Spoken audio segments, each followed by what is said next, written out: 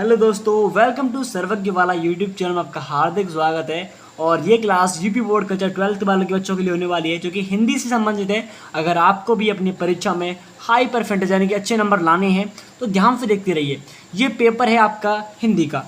इसमें आपको सबसे पहले वैकल्पिक प्रश्न मिलेंगे 12th वाले पेपर में, जैसे कि कीर्तिलता के रचनाकार हैं कौन से हैं, जिनका नाम है विद्यापति। ठीक है, इन प्रश्नों को आपको करना है। प्रत्येक प्रश्न 1 नंबर का होगा, तो इसमें आप आसानी से कर लोगे। सेकंड क्वेश्चन बात करते हैं, हरिऔध जी की कृति नहीं है। कौन सी इसमें कृति नहीं है? चौकी चौपदे, प्रिय प्रवास, वैदेही वनवास और चित्रधार। ये चित्रधार है जी जयशंकर प्रसाद की रचना है, तो ये बाकी सब किसकी है? हरिऔध जी की। ठीक है, हाँ सर।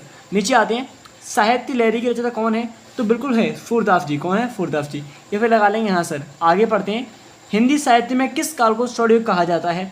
ऑप्शन ए आदिकाल, ऑप्शन बी भक्तिकाल, ऑप्शन सी रीतकाल, ऑप्शन 4 आधुनिक काल। तो इसमें हमारा सीधा ही है भक्ति काल। आसानी में चलोगे हाँ सर। अब मैं आपको दिखाने वाला हूँ मोस्ट इंपोर्टेंट पार्ट, देखिए यहाँ से। और अगला क्वेश्चन देखते हैं, इनमें से किस समय सीमा को द्वितीय युग के नाम से जाना जाता है?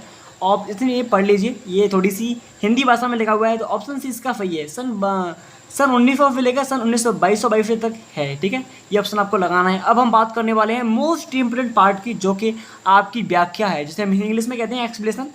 दिए गए गद्यांश पर आधारित निम्नलिखित प्रश्नों के उत्तर दीजिए। जैसे कि यहाँ पर देखिए, निंदा का उद्गम ही हीनता और कमजोरी से होता है। ठीक है, इस प्रकार से आपको एक पैराग्राफ मिलेगा और इनमें से आपको ये पूरा 10 नंबर का आता है। ठीक है, इसमें 5 क्वेश्चन आपसे पूछे जाते हैं। जैसे कि यहाँ पर आपको ये पूरा पैराग्राफ दिखाई दे रहा होगा, और इसमें से देखिए जो अंडरलाइंस हैं, जिस पे लाइन खींची गई हैं, सिर्फ आपको वहीं तक इसकी व्याख्या करनी है। जैसे कि यहाँ पर मनुष्य से लेकर अच्छा है, यहाँ से यहाँ तक इसकी व्याख्या करनी पड़ती है। जैसे कि यहाँ पर आप देखिए, इसके कुछ क्वेश्चन पूछे गए हैं। हाँ, निंदा का पहला क्वेश्चन है, निंदा का उद्गम किसे कहते हैं? प्रत्येक क्वेश्चन 2 नंबर का है, 5 क्वेश्चन आपसे पूछे जाएंगे ऐसे। तो निंदा का उद्गम कैसे होता है? आप आसानी से करके आओगे। जैसे कि निंदा का उद्गम ही हीनता और कमजोरी से होता है। ठीक है, तो यहाँ पर इस क्वेश्चन का आंसर इसी में से आपको लिखना पड़ता है। ठीक है, और जो कि अंडरलाइंस आपको दिखाई दे रही हैं, इसमें से आपको नीचे क्वेश्चन दिखाई देंगे, देवताओं की कमी मनुष्यों से ईर्ष्या क्यों करती है? इसमें से ही आपको ये लिखा है ईर्ष्या, द्वेष, और आप इसी में फिर छांट सकते हो। ठीक है, ये तो आप आसानी से कर लोगे। बट बात आती है नीचे, यहाँ पर देखिए, रेखांकित अंश की व्याख्या कीजिए। तो व्याख्या करना आपको कैसे करनी है? ये रेखांकित लिखा है, इसका अर्थ होता है जो जिस पे अंडरलाइन हुई है, जो कि रेखा निकली है इस पे, हाँ, इस अंडरलाइन को कहते हैं रेखा। तो मनुष्य से लेकर अच्छा है तक आपको इसमें से मुख्य मुख्य पार्ट छाट के लिखना है। अब बात करते हैं लास्ट क्वेश्चन की, जो कि बहुत ही मोस्ट इंपोर्टेंट है। पार्ट का शीर्षक एवं लेखक का नाम लिखिए। अगर आपको जो टाइटल है, पार्ट का शीर्षक और लेखक का नाम कैसे लिखना है, तो आपको ये मालूम होना जरूरी है कि ये चैप्टर में से किस पैराग्राफ का, मतलब किस चैप्टर में से ये पैराग्राफ लिया गया है। ठीक है, मान लीजिए किसी चैप्टर का है, तो वहाँ पर उस लेखक का नाम लिखना है और जो पार्ट का नाम वो आपको लिख देना है। तो आपके पूरे 2 नंबर यहाँ से क्लियर हो जाएंगे। ठीक है जी सर, तो ये आपकी समझ में आ चुका है। अगर आप इसको भी लिखना नहीं चाहते हैं, तो यहाँ पर अथवा का ऑप्शन दिया है, दिखाई दे रहा है? हाँ सर।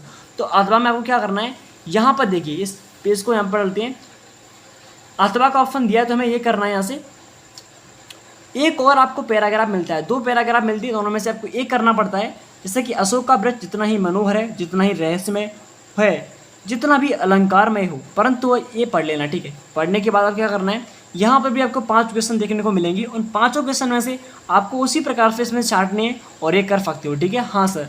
इतना करने के बाद अब ये आपको छांटने हैं इसमें से। ठीक है, और यहाँ पर बात करें रेखांकित अंश की व्याख्या कीजिए, तो आप जो अंडरलाइंस की गई हैं उसकी व्याख्या आपको कर लेनी है। और बात करें पार्ट का शीर्षक और लेखक का नाम लिखना है, तो आपको ये पहचानना पड़ेगा कि कौन से पार्ट से है और उस लेखक का नाम क्या है। ठीक है, हाँ सर।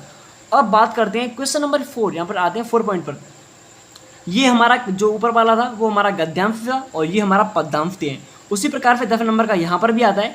पर यहाँ पर क्या होता है सर, यहाँ पर इतना होता है जैसे कि यहाँ पर आपको इस प्रकार से एक पैराग्राफ मिलता है, जो कि पद्यांश है, जो सूरदास, कबीरदास, इन चैप्टर में से आता है। ठीक है, यहाँ पर भी अंडरलाइंस मिलती हैं, ये आपको पढ़ लेना है पूरा। चांदनी रात वाला कहाँ से दिया गया है और इसकी व्याख्या कैसे करते हैं, देखिए यहाँ पर हम इस पेज को टर्न करते हैं। उसके बाद यहाँ पर देखिए, ये इसके 5 क्वेश्चन इसमें से आते हैं।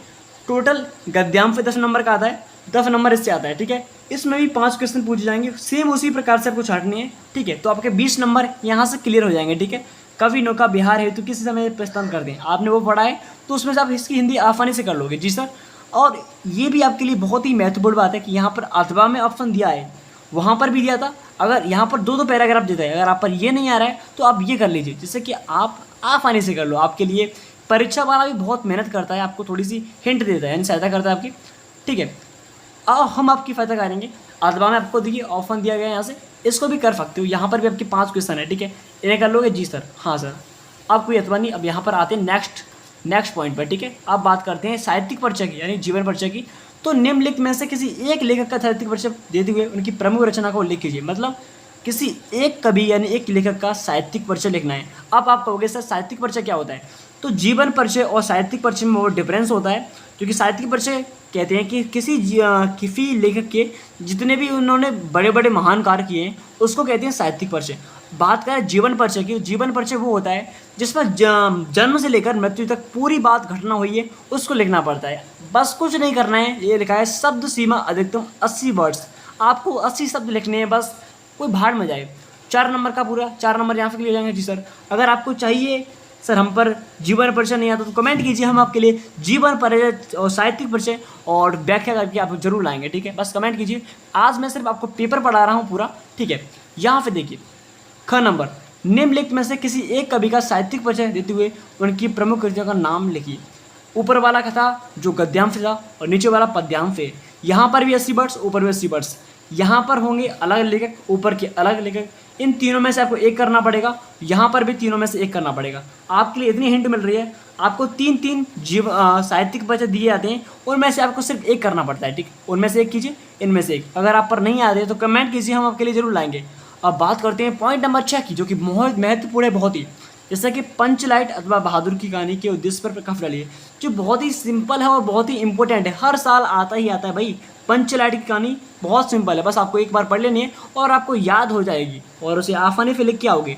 पंचलाइट या फिर बहादुर, इनमें से किसी एक की लिख दो, 4 नंबर मिल जाएंगे, ठीक है। और यहाँ पर भी आपको मिनिमम 80 वर्ड्स लिखने हैं, 80 शब्द लिखने हैं। कोई भी ज़रूरत नहीं है आपको पूरी रामायण कथा लिखने की, बस सिंपल तरीके से 80 शब्द लिख लेने हैं जी सर। और अथवा में आपके पास बहुत सारे ऑप्शन दिए, अथवा में इनको लिख सकते हो, लाठी या ध्रुव यात्रा। आपको 4 कहानियाँ मिलती हैं, चारों में से एक पढ़ लीजिए, कोई ज़रूरत नहीं है आपको पूरा पढ़ने के लिए, ठीक है। अब यहाँ पर देखिए पॉइंट नंबर 7, स्वपठित नाटक के आधार पर दिए गए प्रश्नों में से किसी एक का उत्तर दीजिए। यहाँ पर आपको बहुत सारे, ये तो आपके लिए नहीं है, ये अलग जो स्टेट होते हैं, मतलब राज्य होते हैं, या फिर उनमें डिस्ट्रिक्ट जिले होते हैं। जैसे हमारा आगरा है तो आगरा के लिए हमारा अलग है, तो ये हमारे लिए नहीं है, ठीक है। हमारा क्या होता है, अगर आपका है तो आपको ये पढ़ के जाने हैं, नाटक वगैरह हैं, ठीक है, कथा वस्तु है। जैसे कि आपके लिए यहाँ पर दिखा सकता हूँ, ये आगरा वाले हैं या फिर आपको पढ़े हों, इनमें से आपको किसी एक को करना है, ठीक है। जैसे कुहासा है, नाटक है, उसको कथा वस्तु को संक्षेप में आपको अपने शब्दों में लिखना है। या फिर ये हमारा नहीं है भाई, आपको पढ़ लीजिए। अथवा में सब अथवा में होंगे, आपको दिखाई दे रहे हैं, सब अथवा में होंगे। ये गरुड़ ध्वज, सूतपत्र, फूतपुत्र, ये सब अथवा में आएंगे, ठीक है। हाँ सर, ये आपको देख लेने के बाद। बट हम आते हैं यहाँ पर अपने वाले करने के लिए, ठीक है।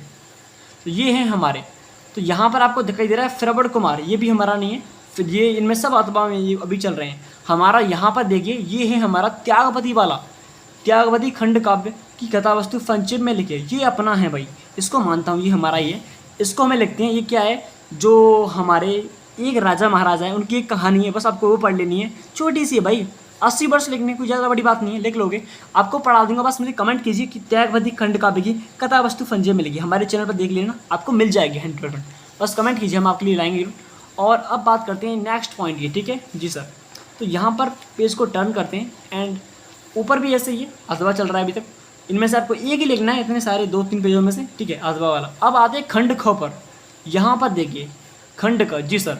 तो क्वेश्चन नंबर 9 देखिए यहाँ से, निम्नलिखित गद्यांशों में से किसी एक का संदर्भ सहित हिंदी अनुवाद कीजिए। इस पूरी संस्कृत को आपको पढ़ना है, उसके तत्पश्चात आपको पूरी की हिंदी करनी है संदर्भ सहित, मतलब संदर्भ निकालना, इसका रेफरेंस निकालना है इंग्लिश में बोले तो, और इसकी हिंदी करनी है आपको, ठीक है। सा संकुल संगे अवलोकयन्ति मर्डवर्गीयम चित्रवृक्षणम मयूरम दृष्टवा अयम मे स्वामी को भवतो इत्यभाफत मयूर अध्याप। मैं इसको पढ़ लेना भाई, वैसे मुझे बहुत सारी आती है, बचपन में मैंने बहुत ऑफलाइन पढ़ाई है। बस आप कमेंट कीजिए कि आपको इसकी हिंदी करानी है या नहीं, और बाकी चैप्टर से आपको पढ़ने हैं या नहीं, बस कमेंट कीजिए, हम आपके लिए जरूर लाएंगे, ठीक है। तो इसकी आपको हिंदी करनी है, पूरे 7 नंबर का है, 7 नंबर का जी सर।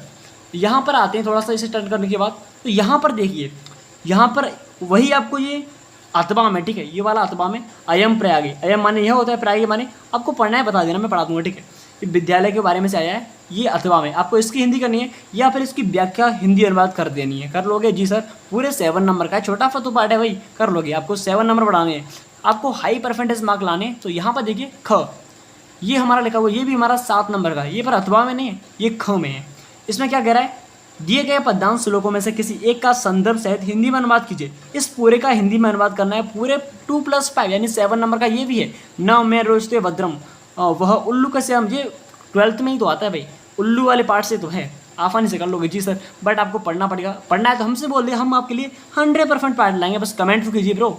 हाँ अब नीचे आते हैं, और हाँ यहाँ पर अथवा में आपको एक छोटा सा 2 लाइन दी गई है।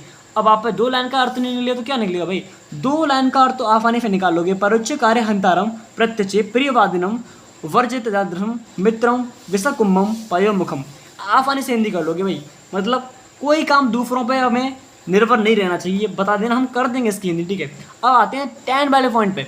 निम्नलिखित मुहावरों और लोकोक्तियों में से किसी एक का अर्थ लिखकर वाक्यों में प्रयोग कीजिए। ये मुहावरे तो आप पे आते होंगे भाई, एक का निकालना है सिर्फ, 1+2 2 नंबर का है पूरा, ये करना है। जैसे कि आ बैल मुझे मार, अंक लगाना, हाथ पे मारना, अपना उल्लू फीती करना।